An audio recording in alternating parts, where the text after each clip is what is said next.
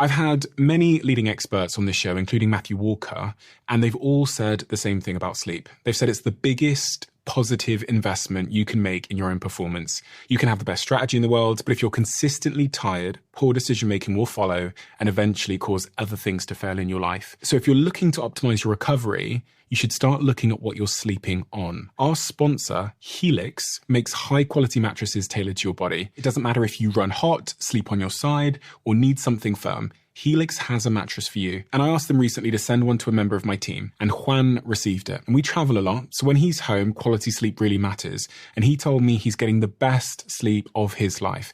And the data backs it up, with 82% of people in a Helix study saying they saw an increase in their deep sleep. And with a 120-night trial, you've got 4 months to prove it to yourself. You can get 27% off at helixsleep.com/diary. That's helixsleep.com/diary. You start in part one of the book talking about this sort of self-compassion experiment. So tell me about what this self-compassion experiment is and what it taught you and how it helped you with those limiting beliefs. It really means a lot that you got that from the book. So I'm super grateful. But self-compassion, I didn't really know where this book would take me. I knew the subjects I wanted to cover. I didn't know what the themes would be at the start. That kind of appeared later down the line as the book kind of formed. But the first section did very much end up sort of seeped in the theme of self-compassion.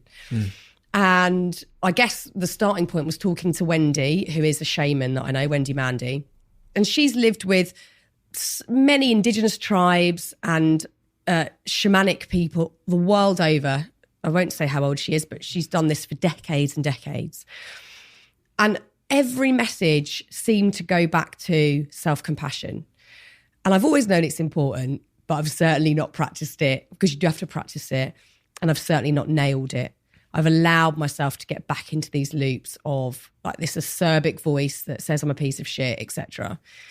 So I was like, if Wendy's saying this again and again and again, and then so is the next person I interview and the next person I interview, then I've got to focus on this. And it is a matter of focus. You can focus on all the things you don't like about yourself, or you can choose to, accept and acknowledge that there are some things you're not as good at and mistakes you've made. Everyone has. We are human. We are fallible humans. But you can focus on the stuff that you really like about yourself and that you really want to celebrate about yourself, and that you know, and that you notice the gifts that you have, because we've all got that. Every single person has got something to give. So it's a matter of putting your focus and attention here or putting it over here. So that was what I learned writing that chapter, was I need to focus more on this stuff and not keep worrying so much. Should I have said this? Have I upset that person?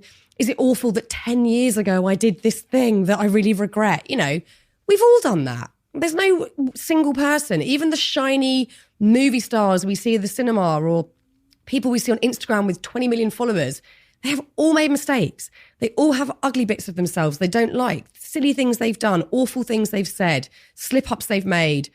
They've done things not from a benevolent place. We've all done it.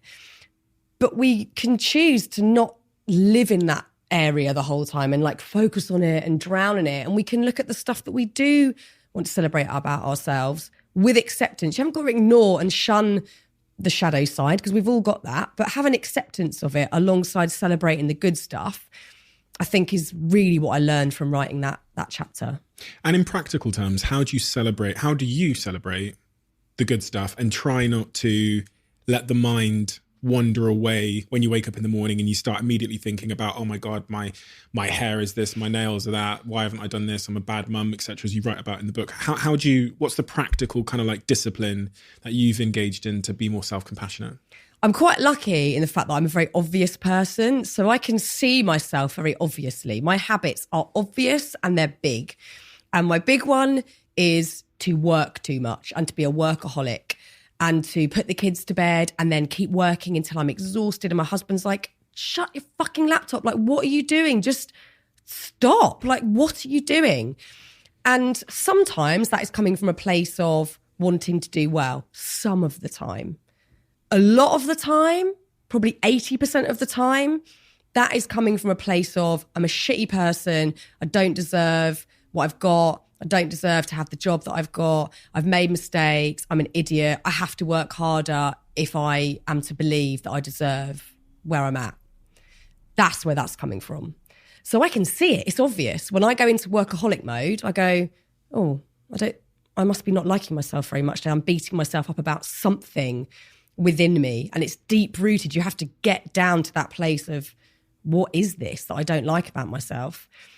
And on the days that I choose to do something nice for myself, and I'm not talking about anything fancy, I'm talking about going for a walk. That to me is bliss.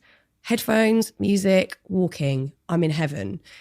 Going for a walk, resting, like allowing myself time out, allowing myself time where I'm not worrying about emails and how well the podcast is doing and is my book selling, and just being and hanging out with nice people or having a friendly chat with someone.